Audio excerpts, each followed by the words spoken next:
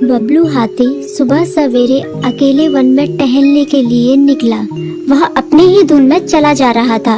लगता था उसके दिमाग में कोई उलझन है जिसे वह सुलझाने की कोशिश कर रहा था। सड़क पर आगे बढ़ते ही उसके सामने चीकू खरगोश भागा। बबलू का पैर उसके ऊपर पड़ने ही वाला था कि चीकू जोर से चिल्लाया। उसकी आवाज सुनकर बबलू ने अपना पैर पीछे खींच लिया। कहाँ खोए हो बबलू भाई? कहीं नहीं, बस कुछ ऐसे ही सोच रहा था। किस बारे में? तुम जानकर क्या करोगे? शायद मैं तुम्हारी कुछ मदद कर सकूं। तुम तो जानते हो आजकल वन में कितनी चोरियां हो रही हैं, पर चोर का कोई अता पता ही नहीं है। इस बात को लेकर वन के सारे प्राणी चिंतित थे। वे वहाँ खुद को सुरक्षित महसूस नहीं कर रहे थे। अरे चीकू भाई, हम मजबूर हैं। हम चोर को पकड़ ही नहीं पा रहे हैं। वह बहुत चालाक है और अपने काम को बड़ी कुशलता से अंजाम दे रहा है। कहीं कोई सबूत ही नहीं छोड़ रहा। हमारे राजा इस बात को लेकर बहुत चिंतित हैं। यही कारण है कि हम सब इस बारे में सोच रहे हैं। अब तुम मेरी इसमें क्या मदद कर सकते हो? मैं कुछ सोचता हूँ, हो सकता है मुझे कोई उपाय सूझ जाए। प्रयास करने में कोई हर्ज तो नहीं है। तुम ठीक कहते हो चीकू, लेकिन वन के गुप्तचर भी अभी तक इसका कोई हल नहीं निकाल सके। इतना कहकर वे चुप हो गए। बबलू की बातों ने चीकू को सोचने के लिए मजबूर कर दिया। चीकू को उदास देखकर बबलू बोला, तुम अपना मन छोटा मत करो। मुझे अच्छा लगा कि तुमने मेरी परेशानी को समझा। कभी मैं भी इस वन के लिए गुप्तचर का काम करता था।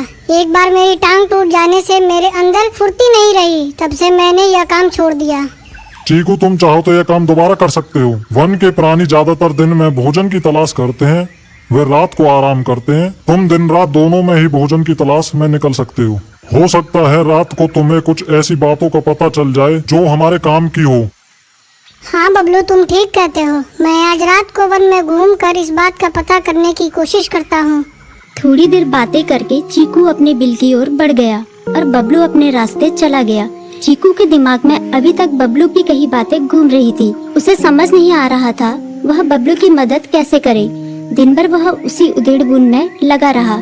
शाम होते ही चीकू कुछ सोचने लगा और वह चुपचाप बिल से बाहर निकल आया। चीकू की पत्नी ने देखा तो बोली, इस समय कहाँ जा रहे हो? बाहर खतरा है। खतरा तो सुबह भी रहता है, लेकिन खतरों से डर कर हम भूखे तो नहीं मर सकते। मैं बाहर घूम कर आता हूँ। इतना कहकर चीकू रात को बिल से बाहर निकल आया। कुछ दूर जाकर उसकी नजर बंकू उल्लू पर पड़ी, जो कुछ ही दूरी पर था। वह पेड़ की डाल पर बैठा अपनी गर्दन चारों तरफ घुमा रहा था। वह तेजी से पेड़ की एक डाल से दूसरी डाल पर उड़ रहा था। बंकू की नजर उस पर नहीं पड़ी थी। कुछ सोचकर चीकू पेड़ के पीछे से बाहर निकलकर थोड़ी खुली जगह पर आ गया और वहां से बंकू उल्लू को देखने लगा। बंकू ने चीकू को अंधेरे में भी देख लिया, पर उसने उसमें कोई उत्सुकता नहीं दिखाई और अपनी गर्दन चारों ओर घुमाता रहा। चीकू बड़ी देर तक बंकू की हरकतों पर नजर रखे रहा। वह थोड़ी देर तक खुले मैदान में खड़ा रहा, पर बंकू ने उसे देखकर भी अनदेखा कर दिया।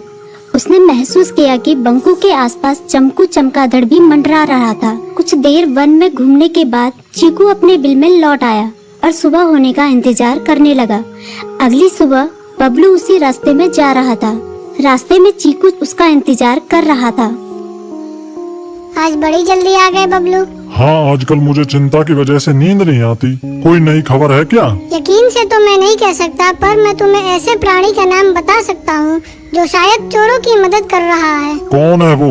बंकू उल्लू।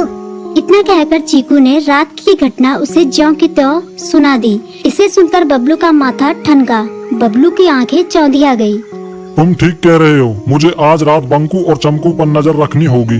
इतना कहकर वे दोनों अपने अपने रास्ते चले गए।